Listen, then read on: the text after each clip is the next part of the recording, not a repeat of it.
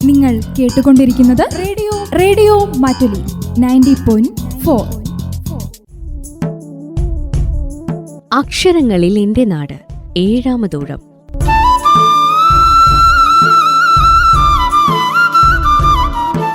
വായനാ പക്ഷാചരണത്തിന്റെ ഭാഗമായി വയനാട് ജില്ലാ ലൈബ്രറി കൗൺസിലിന്റെ നേതൃത്വത്തിൽ റേഡിയോ മാറ്റുലിയുടെ സഹകരണത്തോടെ നാടിനെ അടയാളപ്പെടുത്തിയ കൃതികളെയും എഴുത്തുകാരെയും പരിചയപ്പെടുത്തുന്ന പരിപാടിയുടെ ഏഴാമത് ഊഴമാണിത്.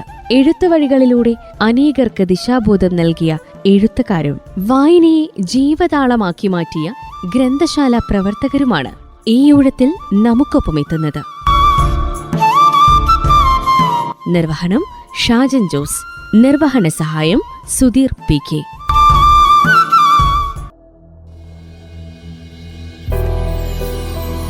ഓർമ്മക്കുറിപ്പുകളാൽ സമ്പന്നമായ മലയാള സാഹിത്യത്തിൽ ഹൃദയരക്തം നിറച്ച പേനയാൽ ഒരു ഓർമ്മ പുസ്തകം എഴുതുകയും വായനക്കാരൻ അത് ജീവിത പ്രേരണ നൽകുന്നതായി മാറുകയും ചെയ്യുമ്പോഴാണ് ബാബു അബ്രഹാം എന്ന പച്ച മനുഷ്യൻ നമുക്ക് ഏറെ പ്രിയപ്പെട്ടവനായി മാറുന്നത്. ഇത് വെറുമൊരു ഓർമ്മ പുസ്തകമല്ല, കാലത്തിന്റെ, ദേശത്തിന്റെ, കുടിയേറ്റത്തിന്റെ, അശാന്തിയുടെ, പ്രതീക്ഷയുടെ, പ്രചോദനത്തിന്റെ കുറിപ്പുകളാണ്. നടന്നുവന്ന കനൽ വഴികളെ ഇച്ഛാശക്തിയാൽ മറികടന്ന് പ്രതികൂല സാഹചര്യങ്ങളെ വിജയത്തിന്റെ പാതയിലേക്കുള്ള ഊർജമാക്കി മാറ്റിയ ഒരു കുടുംബത്തിന്റെ മാത്രം കഥയല്ലിത്. നന്ദികുന്നേൽ മേരി ആ കാലഘട്ടത്തിൽ ജീവിച്ച, പേരില്ലാതെ പോയ, ജീവിത പരിസരങ്ങളിൽ കാലിടറിപ്പോയ അനേകം അമ്മമാരുടെ പ്രതീകമാണ്. ഓർമ്മകളെ പ്രയാണം ചെയ്യിപ്പിക്കുന്ന ഇത്തരം അമ്മമരങ്ങൾ ഒരുപക്ഷെ എല്ലാ നാട്ടിലും ഉണ്ടായിരിക്കാം. കമ്പിളികണ്ടത്തിലൂടെ ബാബു അബ്രഹാം പറയുന്ന വിശപ്പിന് 100 വായാണ്. നന്നായി പണിയെടുത്താൽ മാറുന്നതാണ് വിശപ്പ് എന്ന അമ്മ വചനത്തെ ജീവിതത്തിൽ പ്രാവർത്തികമാക്കിയാണ് എഴുത്തുകാരൻ അവൻ്റെ ജീവിത സങ്കടങ്ങളെ അതിജീവിച്ചത്. വിദ്യാഭ്യാസത്തിൻ്റെയും അധ്വാനശീലത്തിൻ്റെയും സത്യസന്ധതയുടെയും കൈപിടിച്ച് ഒരു കുടുംബം നേടിയ ജീവിത വിജയങ്ങളെക്കുറിച്ചാണ് ഈ കൃതി പറഞ്ഞുവെക്കുന്നത്. രചനയുടെ വൈഭവവും വാക്കുകളുടെ അളന്നു മുറിച്ച പ്രയോഗവും ഈ ഓർമ്മയെഴുത്തിനെ മികവാർന്ന ഒരു സാഹിത്യകൃതിയാക്കി മാറ്റി. രചനാ വൈഭവവും ജീവിത അനുഭവങ്ങളുമാണ് വാക്കുകൾക്കപ്പുറത്തേക്ക് അനേക മനസ്സുകളെ പൊള്ളിക്കുന്ന അനുഭവമായി ഈ കൃതിയെ മാറ്റിയത്. എഴുത്തുയാത്രകൾ എക്കാലവും സമ്മാനിക്കുന്നത് വേദനകൾ മാത്രമാണ് എന്ന് പറഞ്ഞുവെച്ച എഴുത്തുകാരൻ ഈ വേദനകൾ ഒന്നുപോലും കുട്ടിക്കാലത്തെ വേദനകളുടെ അത്രയും തീക്ഷ്ണമല്ല എന്ന് തിരിച്ചറിയുന്നു. കമ്പിളിക്കണ്ടമെന്ന കൊച്ചു ഗ്രാമത്തിൽ നിന്ന് ഉയർന്ന മാർക്കോടെ നേടിയ ബിരുദ സർട്ടിഫിക്കറ്റുമായി പാരീസിലേക്ക് കുടിയേറിയത് നിറയെ പ്രതീക്ഷകളോടെയായിരുന്നു. അധ്യാപകനായും ഗവേഷകനായും മികവാർന്ന അനേകം തലങ്ങളിലെത്തിയപ്പോഴും താൻ നടന്നു വന്ന വഴികളെ മറക്കാത്ത എഴുത്തുകാരൻ മലയാള സാഹിത്യത്തിലെ പകരം വെപ്പില്ലാത്ത വ്യക്തിപ്രഭാവമാവുകയാണ്. ആഞ്ഞുകൊത്തുന്ന അനുഭവങ്ങളുടെ ഈ ഓർമ്മ പുസ്തകത്തെ നമുക്കായി പരിചയപ്പെടുത്തുന്നത് എഴുത്തുകാരിയും പ്രഭാഷകയും അധ്യാപികയുമായിരുന്ന ആലീസ് ജോസാണ്. എലികൾ കരളുന്നത് എന്തുകൊണ്ട് എന്ന പ്രഥമ കൃതിയിലൂടെ വയനാടൻ സാഹിത്യത്തെ പുറം ലോകത്തെത്തിച്ച ടീച്ചറിന്റെ പിതാക്കന്മാരുടെ പുസ്തകം എന്ന കൃതി ഒരു ഗൗരവ വായന ആവശ്യമുള്ള കൃതിയാണ്. ഹയർ സെക്കൻഡറി വിഭാഗം മലയാള അധ്യാപികയായി വിരമിച്ച ആലീസ് ടീച്ചർ നല്ല വായനക്കാരിയും ഗ്രന്ഥശാല പ്രവർത്തകയുമാണ്. ടീച്ചറിന്റെ വായനാ അനുഭവത്തിലൂടെ നമുക്കും കമ്പിളികണ്ടത്തേക്കൊരു യാത്ര പോകാം. ജീവിതാനുഭവങ്ങളുടെ സങ്കടപ്പുഴയിൽ ഒലിച്ചില്ലാതാവാതെ കാരിരുമ്പിന്റെ കരുത്തോടെ ഉയർന്നു വന്ന ഈ ജീവിതാനുഭവങ്ങളെ തൊട്ടറിയാം. നമ്മൾ എവിടെ പോകുക അമ്മേ? തെള്ളിത്തോട് ഇടവകപ്പള്ളിയുടെ കുരിശടിയിലെ ക്രൂശിത രൂപത്തിലേക്ക് നോക്കി അലമുറയിട്ട് കരയുന്ന മേരിക്ക് 5 വയസ്സുകാരൻ കുഞ്ഞു ബാബുവിന്റെ ചോദ്യത്തിന് മറുപടി പറയാൻ ആയില്ല. പകരം അവൾ തിരിഞ്ഞു നിന്ന് നിരന്നു നിൽക്കുന്ന 4 മക്കളെയും ചേർത്ത് നിർത്തി ഉറക്കെ കരഞ്ഞു. പിന്നെ അവൾക്ക് എന്തെല്ലാമോ പറയാനുണ്ടായിരുന്നു. പക്ഷേ കണ്ണുനീർ വാക്കുകളെ കുരുക്കുന്നു. എങ്കിലും പറയാതെ വയ്യ. ഒഴുകിയിറങ്ങുന്ന കണ്ണീർ മഴയ്ക്കിടയിൽ അവൾ പറഞ്ഞു, മക്കളെ, ഈ ഭൂമിയിൽ നമുക്കാരുമില്ല. എനിക്കിനി വയ്യ. എനിക്കിനി മക്കളെ വളർത്താൻ വയ്യ.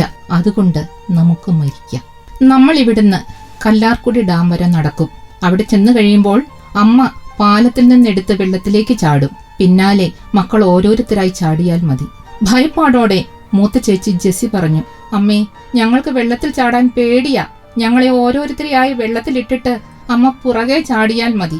കണ്ണുനീർ നനഞ്ഞ ഉമ്മകൾ തുരുതുരാ നൽകിക്കൊണ്ട് അമ്മ പറഞ്ഞു, എനിക്ക് നിങ്ങളെ ഡാമിലിടാൻ പറ്റില്ല മക്കളെ. അതുകൊണ്ട് അമ്മ ആദ്യം ചാടും, നിങ്ങൾ പിറകെ ചാടിയാൽ മതി. അതും പറഞ്ഞ് അമ്മ ബിന്ദുവിനെ എടുത്ത് തോളിലിട്ട് മെറ്റൽ പാകിയ വഴിയിലൂടെ അതിവേഗം നടന്നു. പിന്തുടർന്നു നടക്കവേ ജെസി നീട്ടി വിളിച്ചു. അമ്മയൊന്ന് നിന്നേ.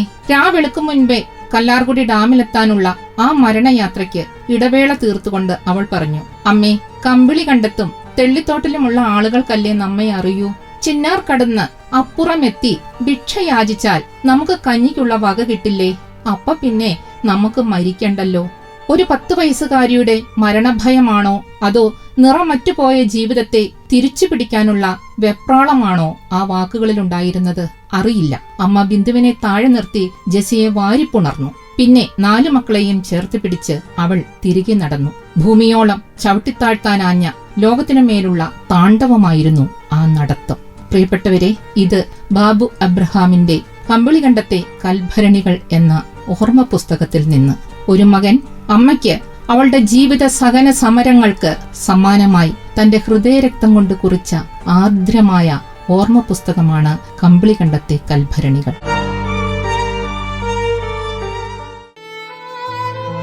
1950കളുടെ ആരംഭദശയിൽ കോട്ടയത്ത് നിന്നും തൊടുപുഴയിൽ നിന്നുമായി ഇടുക്കി ജില്ലയുടെ കിഴക്കൻ മലയോരങ്ങളിലേക്ക് കുടിയേറിപ്പാർത്ത മനുഷ്യരുടെ മഹാജീവിത സമരങ്ങൾ മറ്റേതൊരു കുടിയേറ്റ ജനതയ്ക്കും എന്നതുപോലെ ദുരിതപൂർണവും ദുഷ്കരവുമായിരുന്നു. പ്രകൃതിപ്രഹരങ്ങളും പകർച്ചവ്യാധിയും പട്ടിണിയും ഒക്കെ ഉണ്ടായിരുന്നിട്ടും നല്ല നാളെയെ സ്വപ്നം കണ്ടവർ, വിജയിച്ചവർ കുറച്ചു മാത്രം. കമ്പിളികണ്ടം എന്ന മലയോര ഗ്രാമത്തിനും പറയുവാനുണ്ട് തകർച്ചയുടെയും വളർച്ചയുടെയും കഥകളേറെ. അവിടെ ഒരമ്മയും 4 മക്കളും നടത്തിയ അതിജീവന പോരാട്ടത്തിന്റെ പിടച്ചിലുകളാണ് ശ്രീ ബാബു അബ്രഹാമിന്റെ കമ്പിളികണ്ടത്തെ കൽഭരണികളിൽ വക്കോളം നിറച്ചിരിക്കുന്നത്. ബാബുവിന്റെയും സഹോദരങ്ങളുടെയും ബാല്യ കൗമാര യൗവനാനുഭവങ്ങൾ തീപ്പൊരിയായി ചിതറിത്തെറിക്കുന്നുണ്ട് ഈ പുസ്തകത്തിൽ. അധിക നേരവും കൈപ്പേറിയ ജീവിതം വല്ലപ്പോഴും മാത്രം മധുരം വെച്ചു നീട്ടി. നന്മ തിന്മകൾ വേർതിരിച്ചറിയാനാവാതെ ഏത് ശരി ഏത് തെറ്റ് എന്ന ചോദ്യം പുസ്തകത്തിൽ ആദ്യന്തം ഉയരുന്നു. ഇരുളും വെളിച്ചവും കുറ്റവും ശിക്ഷയും ഇഴപാകി ഇണചേരുന്നുണ്ട് ഈ പുസ്തകത്തിൽ. 1965കളിൽ വിവാഹം എന്നത് ഒരു പെണ്ണിന് പാടത്തും പറമ്പത്തും വീട്ടിലും പണിയെടുക്കാനുള്ള ഇടം മാറി വരിക എന്നത് മാത്രമായിരുന്നു. അമ്മായി അമ്മയ്ക്കൊപ്പം ഉറങ്ങുകയും വല്ലപ്പോഴും വീണു കിട്ടുന്ന രാത്രികളിലെ പ്രണയരഹിതമായ ഇണചേരലിലൂടെ സന്താന സൃഷ്ടി നടത്തുകയും ചെയ്ത ദാമ്പത്യത്തിൽ മേരിക്കുണ്ടായത് 3 പെൺകുട്ടികളും ഒരാൺതരിയും. കുടിമുറ്റി വന്ന് ഭാര്യയെ ഇഞ്ചോടിഞ്ച് മർദ്ദിച്ചവശയാക്കി മക്കൾക്കുള്ള കഞ്ഞിവെള്ളപ്പാത്രം ഊക്കോടെ ദൂരേക്ക് വലിച്ചെറിയുന്ന ആണധികാരത്തിന്റെ ദാർഢ്യം അക്കാലഘട്ടത്തിലെ പതിവ് കാഴ്ച.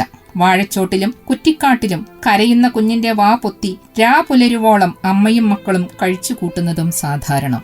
മേടിക്കാത്ത വസ്തുവിന്റെ പേരിൽ കടമെടുത്ത് കുടിച്ചു തീർത്ത് അത് ജപ്തിയോളം വളർന്ന് തങ്ങളെ വിഴുങ്ങുമെന്ന ഘട്ടത്തിൽ അമ്മയെയും 4 മക്കളെയും ദാരിദ്ര്യത്തിന്റെയും കഷ്ടപ്പാടിന്റെയും പരിഹാസത്തിന്റെയും നടുക്കടലിൽ തുഴയാനിട്ട് അപ്പൻ നാടുവിടുന്നിടത്താണ് കൊച്ചു ബാബുവിന്റെ ഓർമ്മകൾ തുടങ്ങുന്നത്.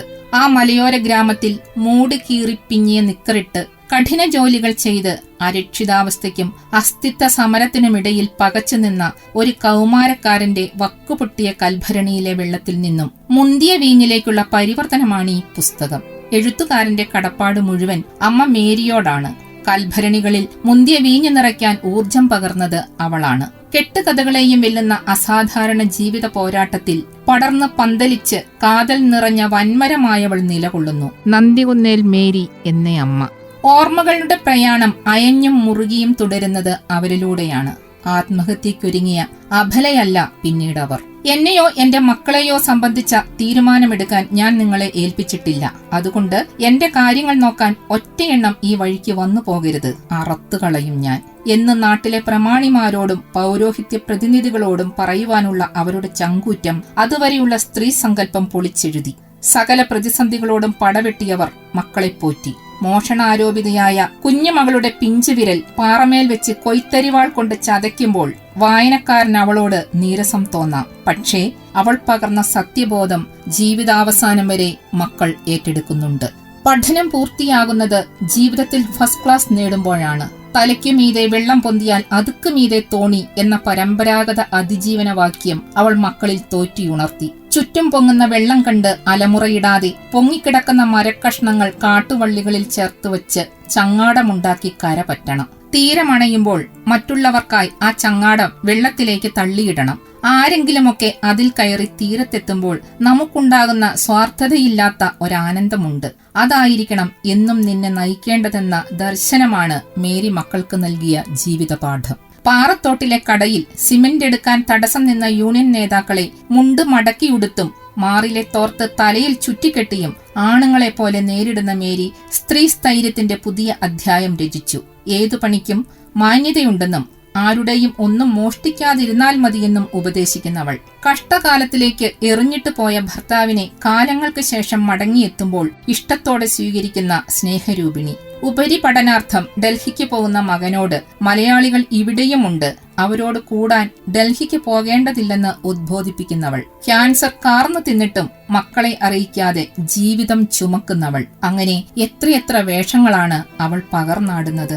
മക്കൾക്ക് ജീവനും ജീവിതവുമേകി കരുത്താർജിച്ചു നിൽക്കുന്ന മേരി നന്ദിക്കാട് സ്ത്രീ ജീവിതത്തിന്റെ വ്യത്യസ്ത മാനങ്ങൾ തുറന്നുകാട്ടുന്നു. മലയാള സാഹിത്യത്തിൽ ഒരുപക്ഷെ ഇത്ര കരുത്തുള്ള കഥാപാത്രങ്ങൾ കുറവായിരിക്കും. കൊടും വിശപ്പിന്റെ നേരങ്ങൾ ഇളകിമറിഞ്ഞ കൽഭരണികൾ നൽകിയത് എത്ര തിന്നാലും അടങ്ങാത്ത വിശപ്പിന് മുൻപിൽ വിളമ്പപ്പെടാത്ത അന്നമാണ്.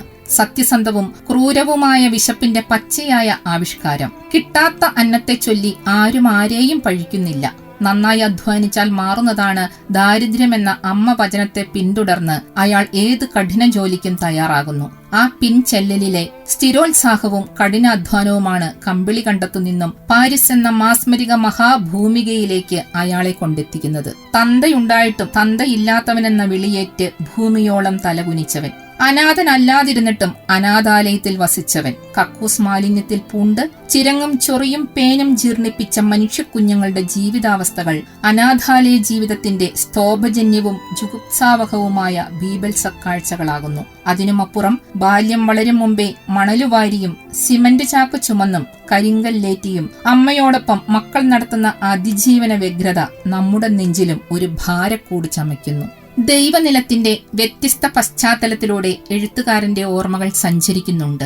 ഒരേ ജനുസിൽ ഈശ്വരനും ചെകുത്താനുമുണ്ടെന്ന ആപ്തവാക്യത്തെ അന്വർത്ഥമാക്കും വിധം ദൈവമനുഷ്യരുടെ പ്രച്ഛന്ന വേഷങ്ങൾ തെളിയുന്നു. യൂണിവേഴ്സിറ്റി തലത്തിൽ 1ാം റാങ്ക് നേടിയാലും കൂലിപ്പണിക്കാരിയുടെ മകൻ കൂലിപ്പണിക്കാരനായാൽ മതിയെന്ന മത സാമൂഹ്യ രാഷ്ട്രീയ ബോധം അന്നും ഇന്നും സമൂഹ മനസാക്ഷിയെ പൊള്ളിക്കുന്നു.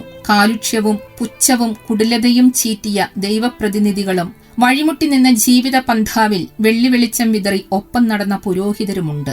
നന്മയുള്ള ധാരാളം മനുഷ്യരുടെ തലോടലേറ്റാണ് ബാബു അബ്രഹാം ജീവിതത്തിന്റെ പടവുകൾ ചവിട്ടിക്കയറിയത്. കൽഭരണികളിലെ വെള്ളം മുന്തിയ വീഞ്ഞാക്കി മാറ്റാൻ ഈ മനുഷ്യരും ഈ അനുഭവങ്ങളും അനിവാര്യമായിരുന്നുവെന്ന് എഴുത്തുകാരൻ സാക്ഷ്യപ്പെടുത്തുന്നതിന് ഏറെ സാങ്കത്യമുണ്ട്. വിദ്യാഭ്യാസവും സത്യസന്ധതയും നിരന്തരമായ ഉത്സാഹവും പകർന്ന ഊർജമാണ് എഴുത്തുകാരന്റെ അദ്ഭുതാവഹമായ വളർച്ചയ്ക്ക് നിദാനം. അഷ്ടമൂർത്തി അവതാരിക കുറിച്ച് മാതൃഭൂമി ബുക്സ് 2025 ഏപ്രിലിൽ പ്രസിദ്ധീകരിച്ച് കുറഞ്ഞ കാലം കൊണ്ട് ഏറ്റവുമധികം വായിക്കപ്പെട്ട കമ്പിളികണ്ടത്തെ കൽഭരണികളിൽ നിറഞ്ഞിരിക്കുന്നത് ബാബു അബ്രഹാമിന്റെ മാത്രം കഥയല്ല. അതൊരു നാടിന്റെ, ഒരു തലമുറയുടെ, ഒരു കാലഘട്ടത്തിന്റെ കഥ കൂടിയാണ്.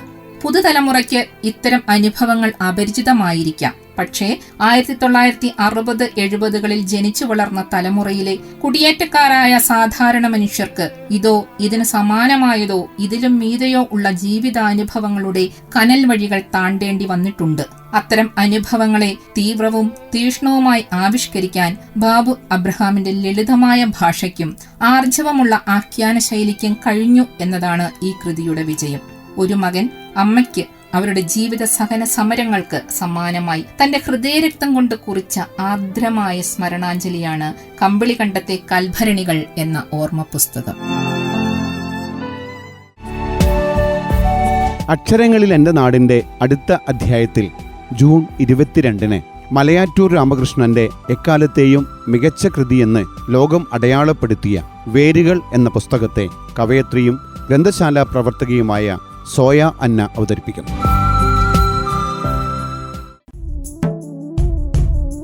അക്ഷരങ്ങളിൽ എന്റെ നാട് 7ാമതൂഴം.